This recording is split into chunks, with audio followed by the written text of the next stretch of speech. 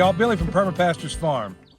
Man, beautiful winter day, blue skies, at least until some streaks start happening up there, but that's another video altogether. This is a day the Lord hath made, and I will rejoice and be glad in it. You should too. All right, y'all.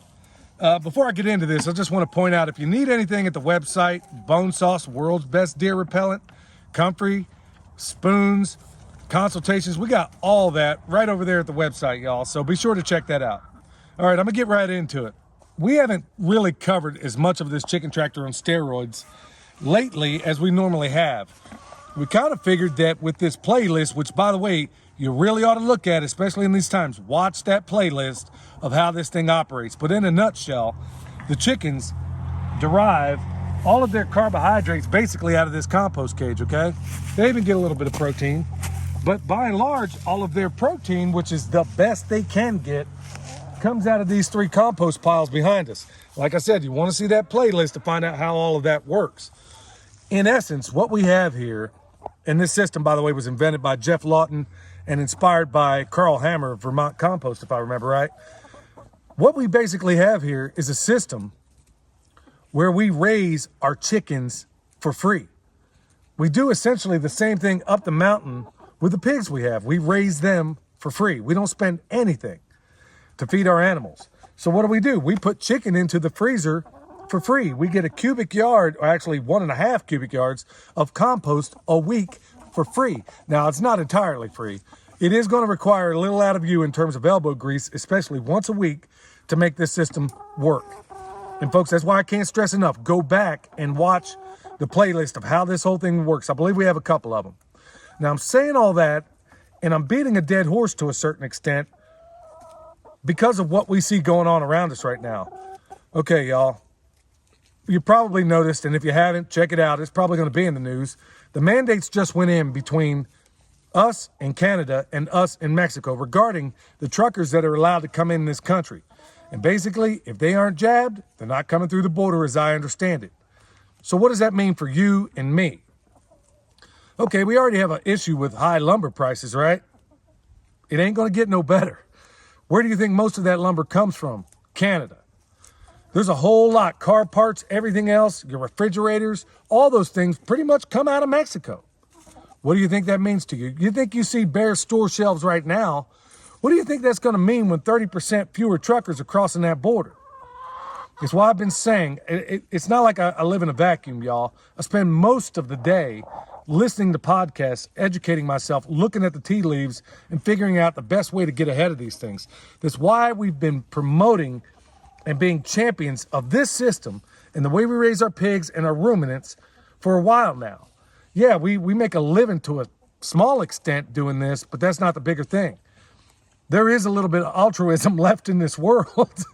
And I like to think that some of it comes from the stuff we produce here, because it's not giving this glitz and glamour to get you to click and watch more videos. That's really not what it's ever been about. I'm saying all this, and everything that we've compiled so far on this channel has been meant to hedge you against the times we're currently up against. You dig?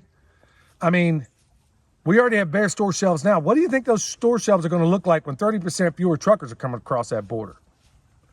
It'd be nice to be able to say, you know, back in the early days when I was a kid, that there was a certain pride of saying made in the United States of America. We no longer have that. It hasn't been that way for quite a while now. So you might want to be thinking about things like what you see up the hill right there.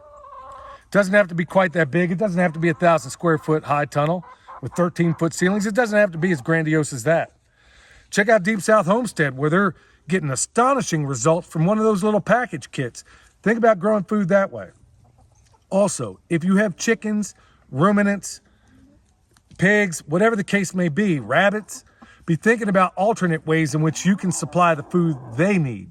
That's exactly what this system has been invented to do. We've been doing this for years now. And I don't know that there's anybody else in the world that has done more research and study on this system than we have. Look at them right now, y'all. They're getting their protein. They got the carbs they want. They're eating the microscopic biota out of this pile as it's active. And they do it with the previous ones as well. So this is what they're working on. And in time, they're going to be getting after these as well. Now, if you get down in here, it might be a little frost on top, but I guarantee you, this thing's as warm as can be down there. You dig? Folks, this is exactly, you can even see the steam coming off of it, and I'm barely into it. So this is really what I'm trying to get at. Now, in a system like this, it's not going to be as simple as going out there, throwing out the feed or putting it in a feeder. They do the thing, you come and collect. No.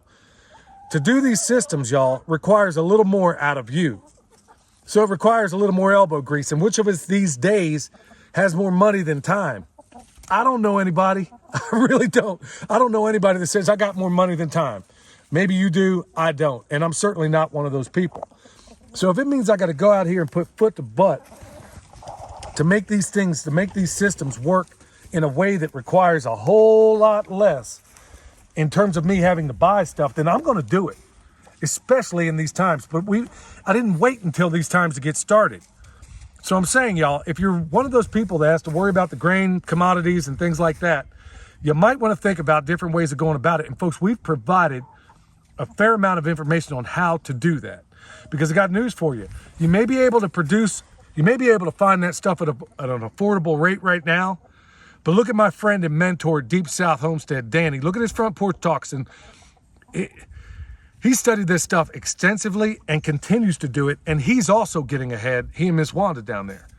Folks, there are those of us out there that aren't necessarily putting out glitzy, wonderful, happy-go-lucky content.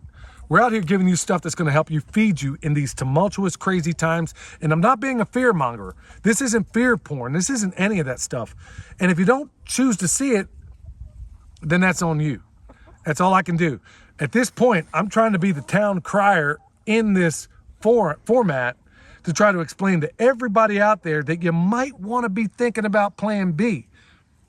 You want to be thinking not only plan B, all the way down to plan Z. What do you think these blue tarps are all about? All of that is compost. What is that compost? This is finished compost that needs to go out there. But guess what? It's compost that was produced here. It's the world's best compost for my property because it was produced here. Brought about by these chickens. This compost is wonderful. Compost is the byproduct of good management. Don't have to pay anything for it. And there is nothing better suited for my property or your property than the compost you produce locally. Folks, I'm gonna come full circle with this, and I'm hopefully not gonna beat a dead horse, and I'm not gonna spend a whole lot of time in the future talking about this subject because it should be self-evident at this point. It should have been self-evident years ago. But if you're one of those people that's just getting there thinking, okay, I got to get off and running, like I said, we provided you a playlist from start to finish, how to raise your eggs in a system like this, how to produce 1.5 cubic yards of compost in this system. Also, and we've done it, this isn't theoretical, we've done it, you can watch the playlist on it, how to raise all of your meat within a system like this for free. And at the same time, produce the world's best compost. Find me another system out there, and I'll do it. But there ain't one, at least not one that I've seen. So folks, come full circle. Like I said, go ahead, think outside the box, watch these playlists. At the end of the day, y'all, we're all gonna have to think about a couple of things here and think a lot of things, especially in these times. So with my motto, and maybe I ought to make a shirt that says this,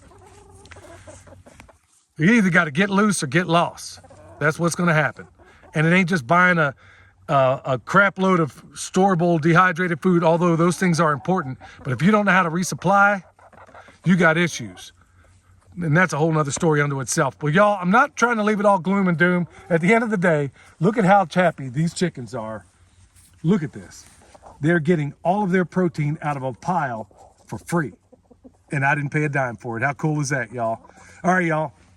Till next time, this is Billy from Perma Pastures Farm, where permaculture is my passion. We'll see y'all next time.